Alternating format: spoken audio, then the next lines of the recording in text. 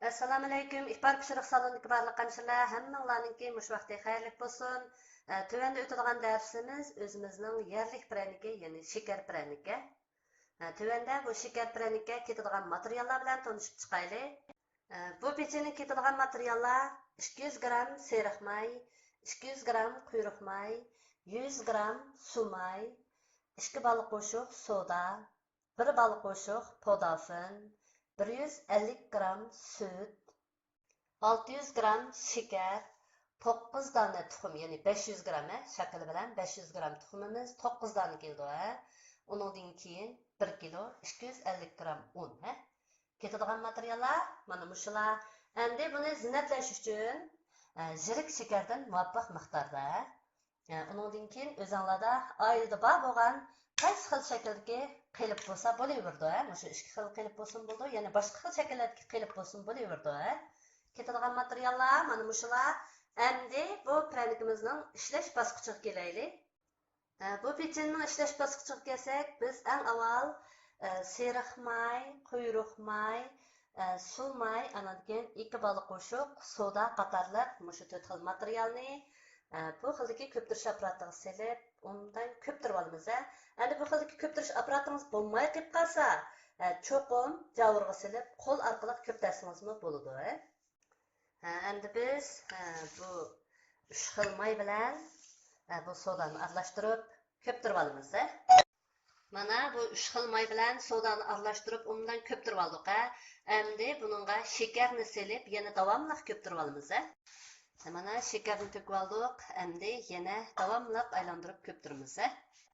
Shakarni selib ko'ptirib oldik. Endi bu tuxumni selib, yana davomli ko'ptiramiz. Mana tuxumni to'kib oldik. Endi buni ko'ptirishni boshlaylik. Mana tuxumni selib, undan ko'ptirib oldik. Endi sutni oz-ozdan quyib turib ko'ptirib olamiz. Mana tuxumni selib, undan ko'ptirib oldik. Endi sutni quyib, yana davomli ko'ptiramiz. Mana sutni oz-ozdan quyib turib davomli ko'ptiramiz. Biroqli quyib etmaymiz. Mana sutni quyib ko'ptirib oldik. Endi biz bu dadenjerimizni ilib, unni oz-ozdan to'kib turib, qo'limiz bilan xemir tayyorlaymiz. Endi mushu unni qo'yib, xemir yug'irish bosqichimiz qo'l bilan ilib berildi. Unni to'kishdan burun bu unimizga boya tayyorlab olgan maqachimizdagi podafinni bunga aralashtirib oldik. Endi biz buni boya tayyorlagan bilan aralashmaning ustiga oz-ozdan to'kib turib, qo'limiz bilan yenik darajada aykiltib turib xemir yug'iramiz. Endi bu ko'ptirilgan mayimizning ustiga bu unimizni yarim-yarimdan, biroq to'kmaymiz. Yarim-yarimdan to'kib turib, yenik aralashtirib, qo'limiz bilan qilsaqmi bo'ladi, rezinka paloq orqali qilsaqmi bo'ladi. Işte aralashtirib turib, xemir tayyorlaymiz.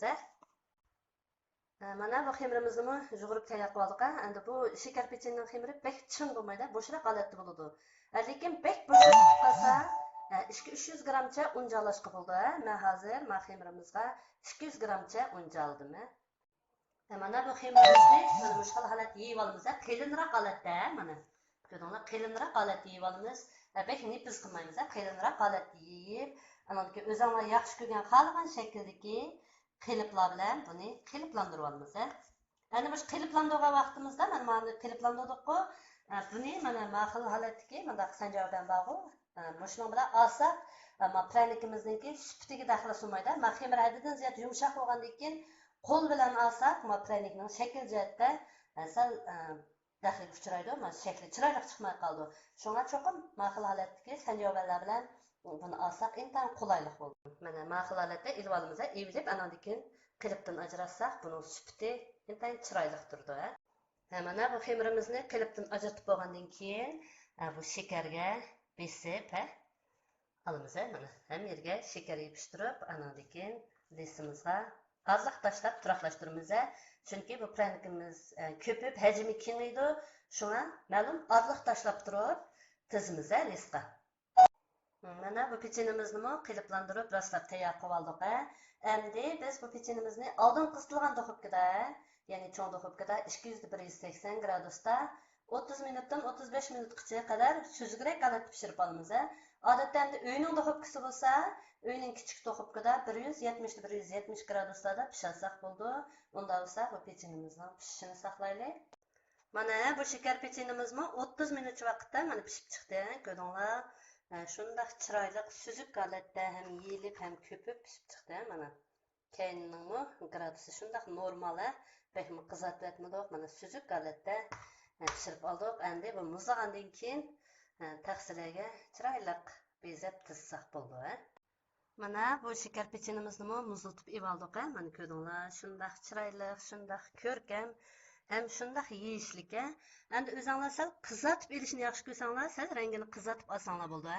Lekin men endi süzük holatni yaxshi ko'rganligim uchun buni süzük pishirib oldim.